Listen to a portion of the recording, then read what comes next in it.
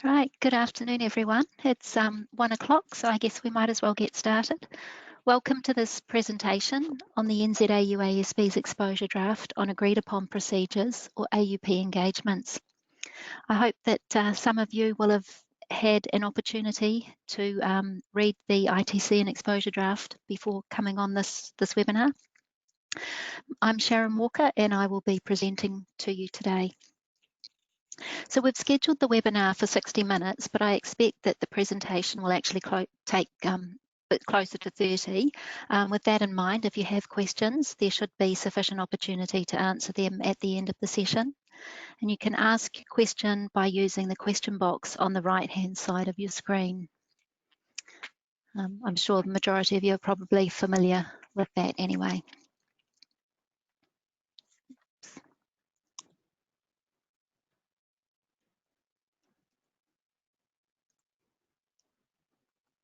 Okay, so today's presentation will cover some background, why the NZAU ASB has issued this exposure draft.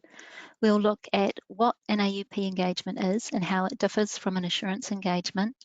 And then we'll take a look at some of the key concepts in the exposure draft with a particular focus on those areas where the NZAU ASB is seeking feedback from stakeholders.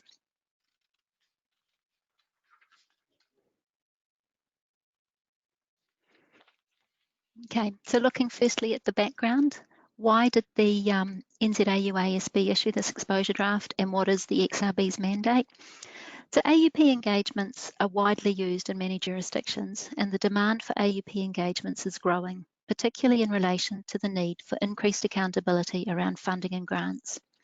In some cases, AUP engagements might be used as an alternative to an audit or review engagement, or in other cases, they might be additional to an audit or review engagement. It is important to note that an AUP engagement is not an assurance engagement. What I think is really important to understand here is particularly if you or your client is thinking about using an AUP engagement in place of an audit or review. And we'll talk more about what an AUP engagement is when we go through to the next slide. So when the XRB was established, its legislative mandate was limited to the issuance of auditing and assurance standards, including ethical standards, for purposes of engagements required by legislation. In 2019, that mandate was amended to include the issuance of related services engagement standards, including agreed upon procedures engagement standards. So the XRB now has the authority to bring the AUP standard into its suite of standards. The IAASB, the International Auditing and Assurance Standards Board, has recently revised its agreed upon procedures engagement standard, completing that project in 2019. So we now have a very current standard that we can adopt. As most of you are probably already aware, the XRB strategy is to adopt the international standards without change, unless there is a compelling reason to make a change, for example, due to our legislative mandate or to reflect accepted principles and practices in New Zealand. The ED that we're about to look at is based on the new international standard, and at this stage the NZAU ASB has not identified any compelling reasons to amend that standard.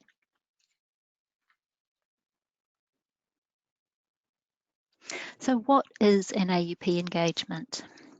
And how does it differ from an assurance engagement? In an AUP engagement, the practitioner and the engaging party agree on the procedures to be performed. The engaging party acknowledges that the procedures are appropriate for their purposes. The practitioner communicates the agreed upon procedures performed and the related findings in the agreed upon procedures report. The practitioner does not draw any conclusion. It is the responsibility of the engaging party and other users of the report to draw their own conclusions. An AUP engagement is not an assurance engagement. You might hear me repeat that a few times. In an assurance engagement, the practitioner expresses a conclusion. In an AUP engagement, the user forms their own conclusion based on the procedures performed and the factual findings reported.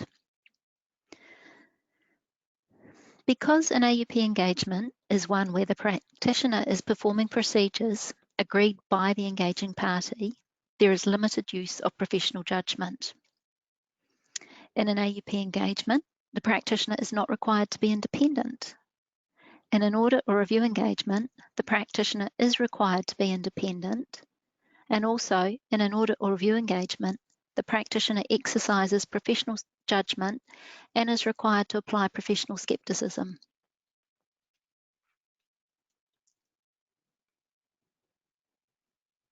So let's take a look at the practitioner's use of professional judgment in an AUP engagement. The practitioner would be required to exercise professional judgment in applying the requirements of the exposure draft and relevant ethical requirements, and in making informed decisions throughout the AUP engagement.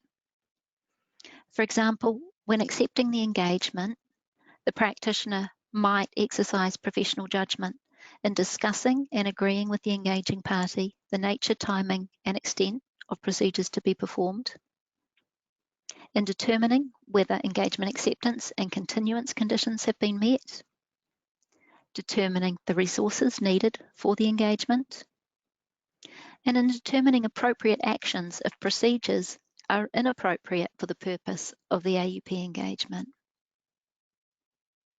In conducting the engagement, the practitioner might use professional judgment in determining the appropriate actions or response if during the engagement the practitioner became aware of fraud, non-compliance with laws or regulations, other matters that may cast doubt on the integrity of information relevant to the AUP engagement, or if the procedures cannot be performed as agreed. In reporting on the engagement, the practitioner uses professional judgment in describing the findings in an objective manner and in sufficient detail.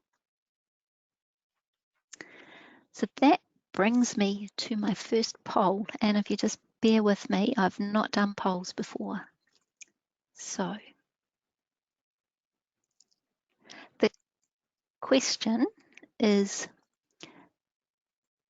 do you support the way in which the exercise of professional judgment is dealt with in the exposure draft? And I'm just going to launch this poll. So hopefully you all can see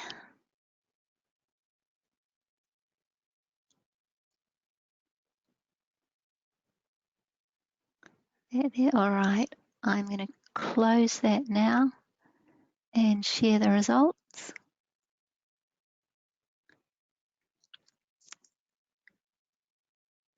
Okay, well, hopefully you all can see the poll results there. If you can't, so we have 90% saying yes, they agree with the way in which the exercise of professional judgment is dealt with in the exposure draft, and 10% not sure.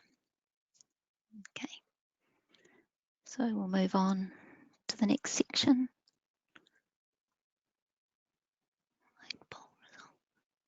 Hide.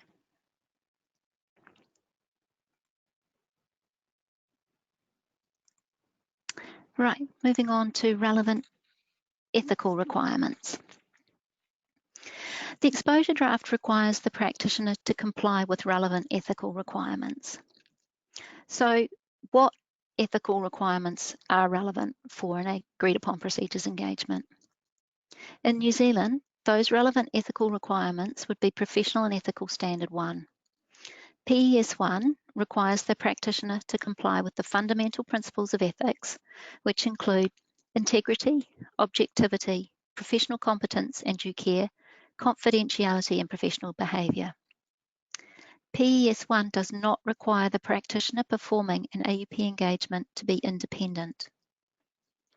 The independent standards in parts 4A and 4B of PES 1 apply to audit and review engagements and other assurance engagements respectively.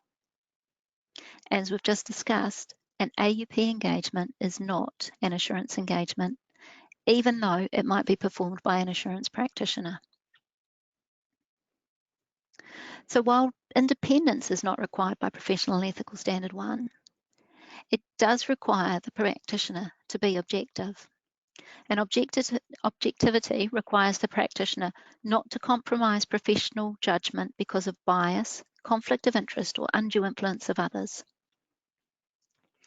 Now, in some circumstances, a regulator may require an agreed upon procedures engagement to be performed by the auditor of the entity, or the engaging party and the practitioner may agree that the practitioner needs to be independent.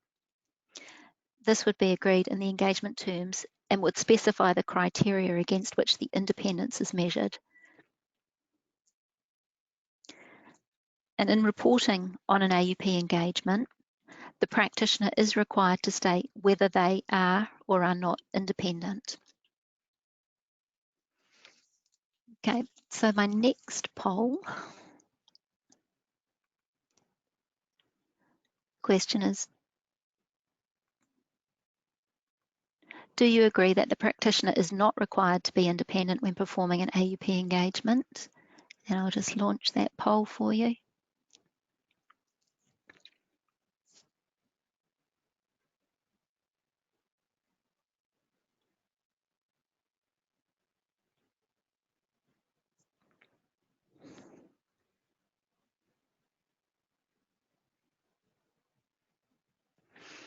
Okay.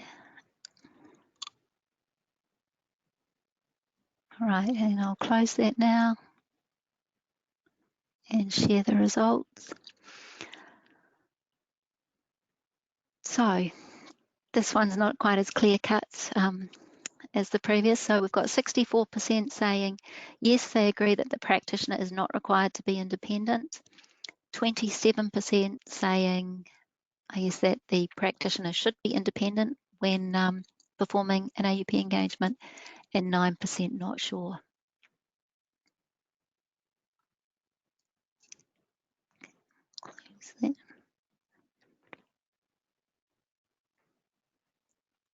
Okay, let's take a look now at the quality control requirements. So the International AUP standard is premised on the basis that the firm is subject to ISQC1, which is quality control for firms that perform audits and reviews of financial statements and other assurance and related services engagements. The New Zealand equivalent to ISQC1 is Professional and Ethical Standard 3, quality control for firms that perform audits and reviews of financial statements and other assurance engagements. What PES3 does not address related services engagements or AUP engagements because at the time it was issued, the NZAUASB did not hold the mandate to issue related services engagement standards. The IAASB currently has in progress a project to revise its quality control suite of standards, and we expect that suite to be approved at the IAASB's meeting in a couple of weeks in September. Once approved by the IAASB, the NZAUASB will then consider proposals to revise PES3, and at that time we would extend the scope of the extant PES3 to include related services engagements in line with the revised mandate of the XRB. In the meantime, however, the XRB does not have a relevant quality control standard within its suite of standards. And in the exposure draft, the term relevant quality control standards replaces the IAASB's reference to ISQC1. And for our purposes, it means Professional Standard 1 or PS1 quality control issued by the New Zealand Institute of Chartered Accountants. This is a temporary measure until such time as the NZAUASB's quality control standard extends to related services engagements. And within the exposure draft, we have included a footnote to make it clear to practitioners that they need to look to PS1. So that brings us to our next poll.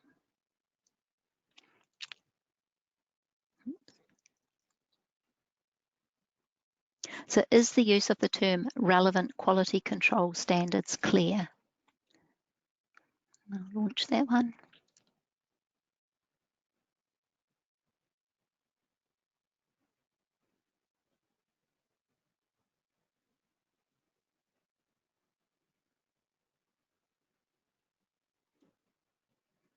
Okay, and closing that in a couple of seconds.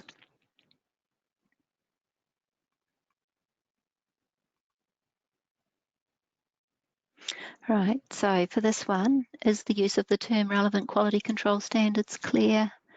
We've got 55% yes, 18% no, and 27% not sure. Thank you. Right.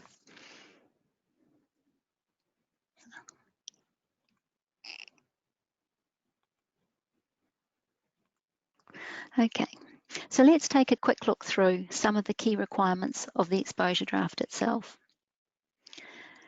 So the engagement partner is responsible for the overall quality of the AUP engagement and for the engagement being performed in accordance with the firm's quality control policies and procedures. Before accepting or continuing an AUP engagement, the practitioner needs to understand the purpose of the engagement. The practitioner is prohibited from accepting or continuing an engagement if the practitioner is aware or becomes aware of any facts or circumstances that indicate the procedures are not appropriate for the purpose of the agreed upon procedures. In order to accept or continue the AUP engagement, there are certain preconditions that need to be present. And these include the engaging party acknowledges that the procedures to be performed are appropriate for the purpose of the AUP engagement. The practitioner expects to be able to obtain the information necessary to perform the AUP engagement. The agreed upon procedures and related findings can be described objectively. And the practitioner has no reason to believe that relevant ethical requirements and, where necessary, independence requirements will not be complied with. The engagement terms are required to be in writing, and the exposure draft specifies the terms that are required to be agreed.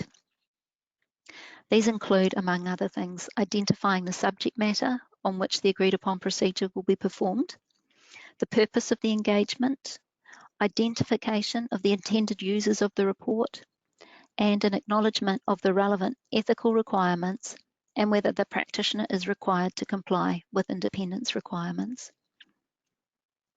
The practitioner is required to perform the procedures as agreed in the terms of the engagement. Practitioner needs to consider whether to obtain written representations. And if the practitioner is using the work of an expert, then the practitioner is required to evaluate the competence, capabilities, and objectivity of the expert, agree the nature, scope, and objectives of that expert's work, determine whether the nature, timing, and extent of the expert's work is as agreed, and then also determine whether the findings adequately describe the results of the work performed.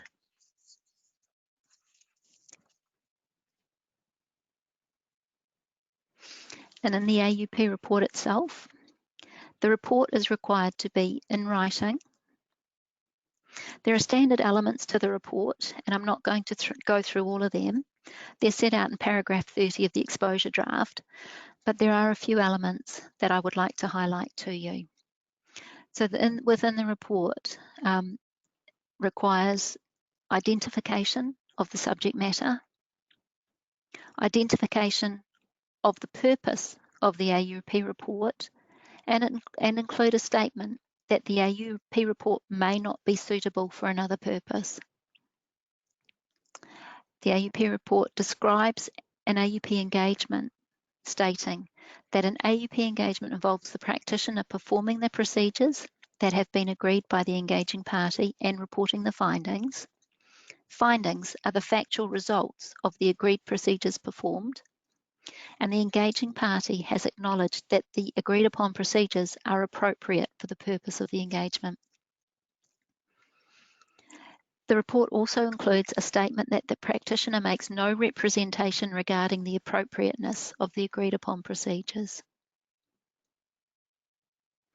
It includes a statement that an agreed upon procedures engagement is not an assurance engagement. No opinion or conclusion is expressed. It contains a statement regarding compliance with ethical requirements and a statement with respect to independence either that the assurance practitioner is not required to be independent and has not otherwise agreed to be independent, and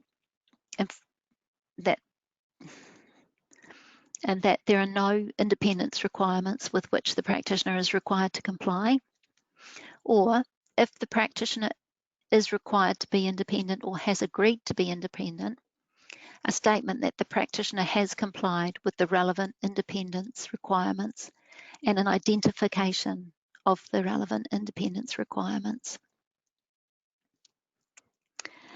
The report requires a statement of compliance with quality control standards.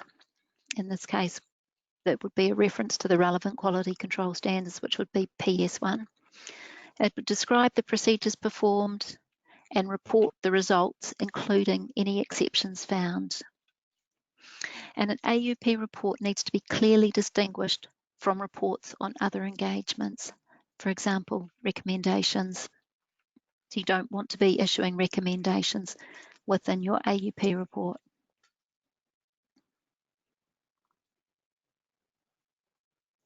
Okay, the exposure draft does not require a restriction on use paragraph in the report.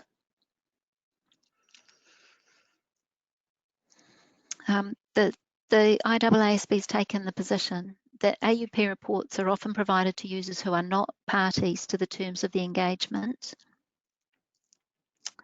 But as you'll recall from the previous slide, the AUP report is required to include the purpose of the agreed upon procedures report and a statement that it may not be suitable for another purpose. And the practitioner is not precluded from restricting the use of the report. So you're not required to restrict the use, but if you feel that that is appropriate in the circumstances, then you're not precluded from restricting use. In Australia, as a result of the feedback received on consultation, the AUASB is likely to make a compelling reason change to require a restriction on the use of the report to those parties that have either agreed to the procedures to be performed or have been specifically included as intended users of the report in the engagement letter. Inclusion of such a restriction paragraph is consistent with the AUASB's extant agreed upon procedures standard, and we are monitoring the situation in Australia, but also this is one of the areas that we're seeking specific feedback on in our ITC. So that brings me to our last poll.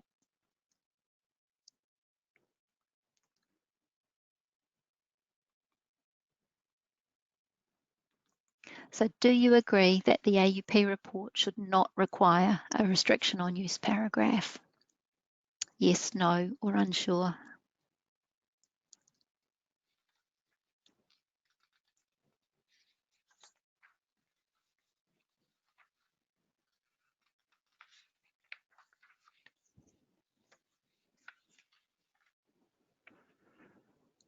Okay, looks like we're done there, so I'll close that poll, share the results. So we're looking at, this was quite a bit closer than some of the others, 62% saying yes, it should not require a restriction on use paragraph, and 38% saying no, and that it should require a restriction on use paragraph. No, not sures.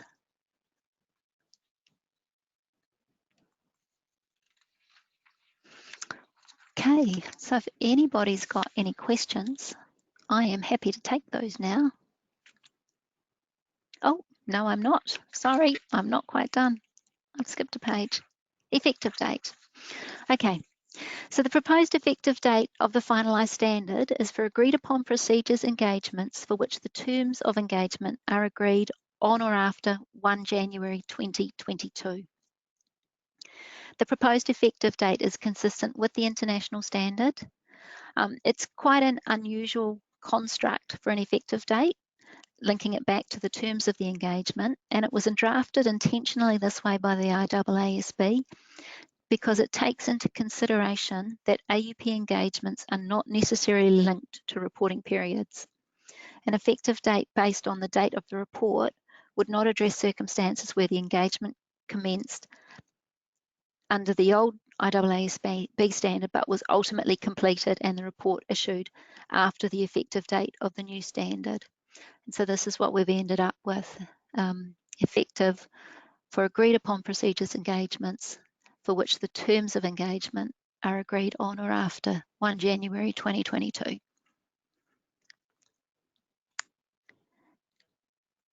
And now I have time to take questions if anyone has any questions.